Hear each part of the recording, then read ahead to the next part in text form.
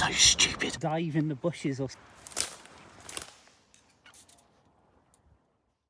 It's rained already today, everything's soaking on the ground. It's forecast 50% chance of rain for every hour until 9 AM tomorrow. My shoes are literally falling apart around my feet, and I couldn't set out until after it had got dark. This sounds like the recipe of a fantastic first ever solo wild camp. I'm Dan Brown, and let's just go and enjoy some nice peaceful calm time in the hills.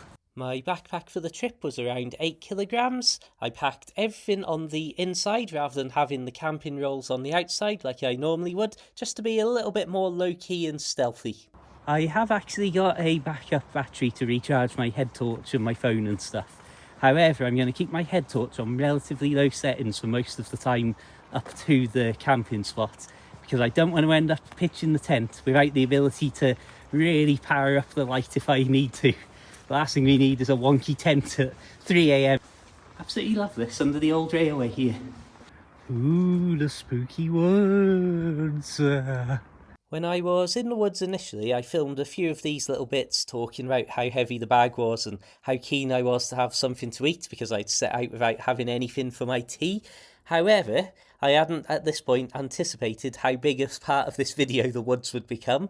I was showing you there was trees down all over the place, even a lot of the greenery's been blown down onto the forest floor with all of the storms we've had recently. I'll be honest, I wasn't going to post this video originally because I thought it made me look like quite a scaredy cat and quite feeble. So for my own ego's sake, let me give you a very brief introduction to myself if you're unfamiliar with this channel. I've been wild camping, but always with 2 to 4 other people for over 15 years, and I'm lucky to have spent months of my life sleeping on mountainsides in England, Scotland and Wales.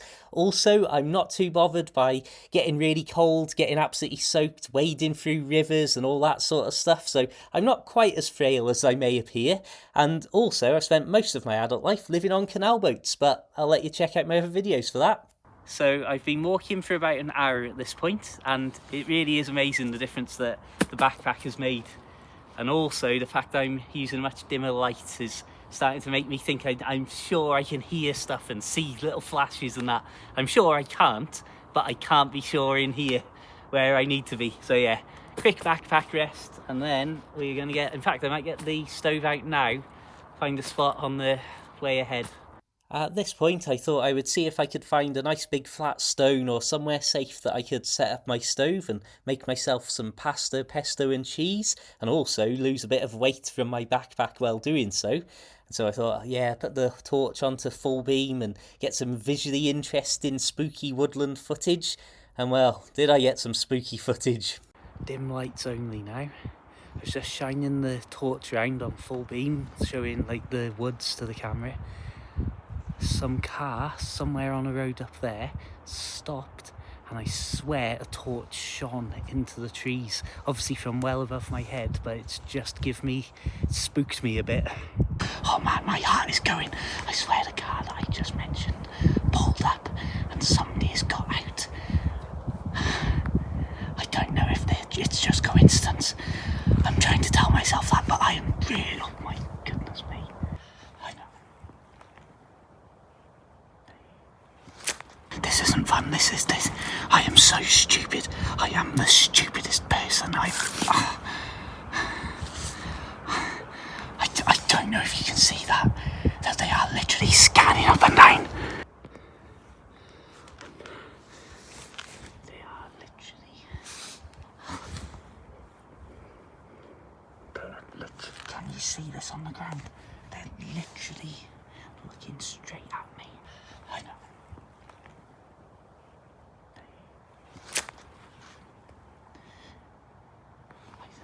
I don't know what to do.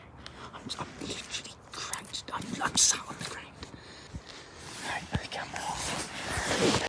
After a while they finally left, and so I stayed hanging around in the woods for a good while after, just to make sure everybody was definitely gone.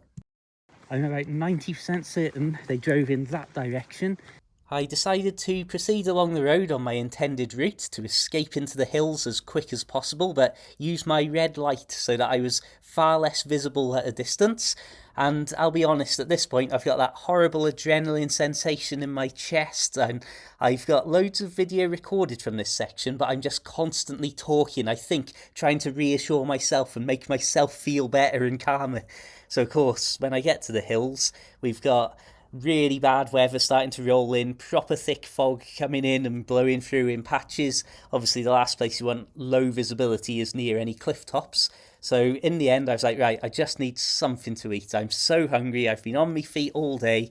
And in the end, on this day, I walked 16 miles overall.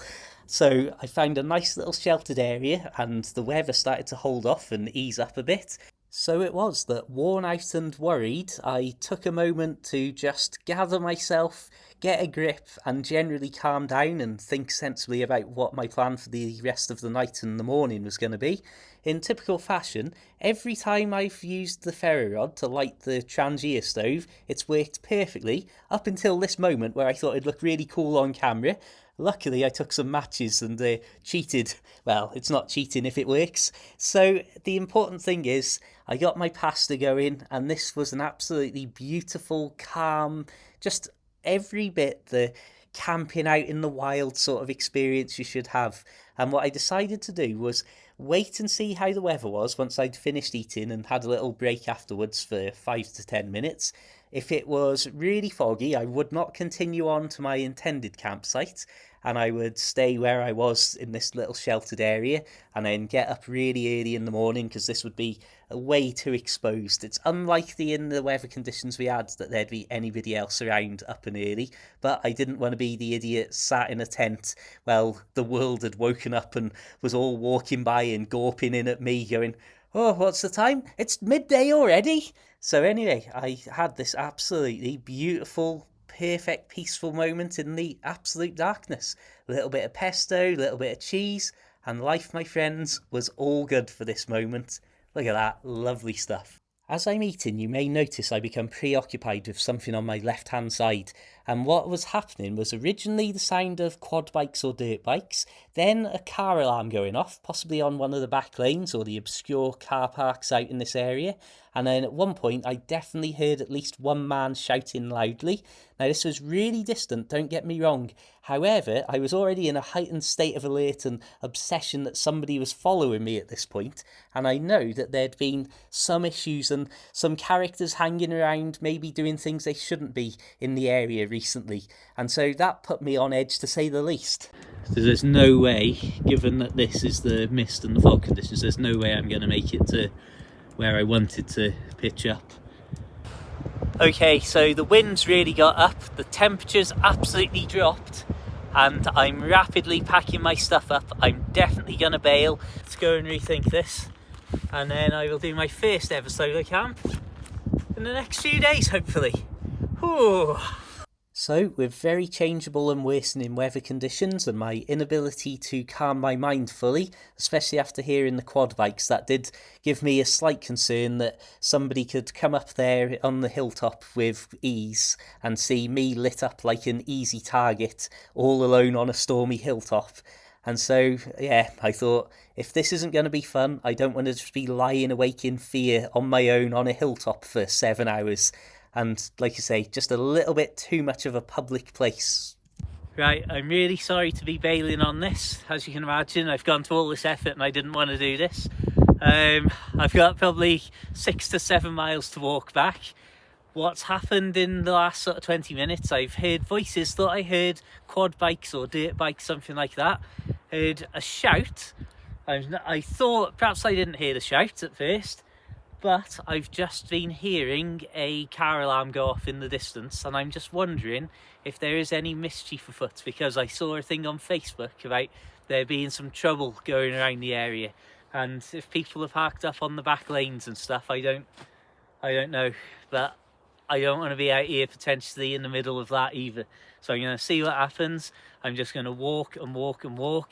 Temperature's really dropped off, and so hopefully I'll just clear off. And that, my friends, is the story of my first failed wild camping adventure. There's been many lessons learned along the way, and it's only encouraged me to buy a bivvy for a really simple, lightweight, and super stealthy setup in the near future. Also, I've got a Trangia stove review coming very soon. Thank you so much for watching. Please subscribe for loads more just like this. Consider checking out my Boat Life books if you want to support the channel. There's channel memberships, PayPal and Facebook subscriptions, all sorts of stuff.